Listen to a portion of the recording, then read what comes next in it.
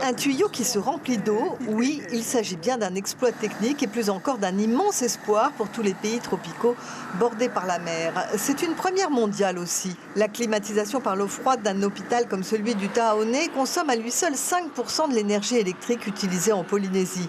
La société Géocéan, basée dans le sud de la France et qui a déjà réalisé le SWAC de l'hôtel Brando à Tetiaroa, voit grand, notamment pour l'outre-mer. Oui, on est fiers. On est fiers également que ce type de système commence à se démocratiser lentement. On a l'impression de vraiment participer à un projet qui va contribuer à réduire l'impact environnemental.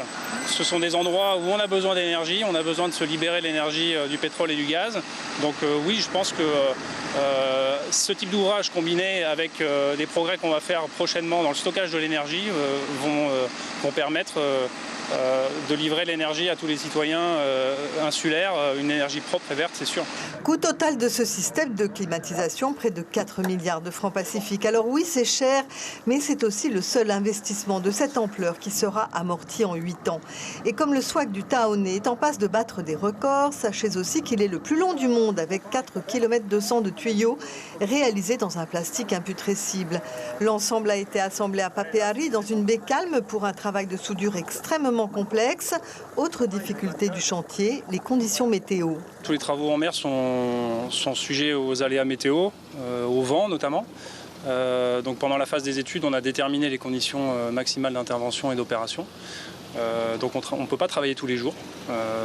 On est exposé aux conditions environnementales et on les respecte pour assurer l'intégrité de l'ouvrage.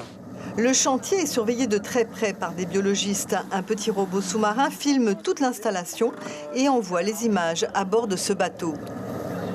Notre entreprise, c'est un bureau d'études en environnement littoral, donc on est chargé de surveiller toutes les opérations maritimes, donc toutes les opérations de Géocéan, donc aussi bien le coulage et au départ c'était le suivi de la fabrication de tous les lestes béton que l'on voit ici, donc de A à Z tous les travaux qui ont été faits par Géocéan.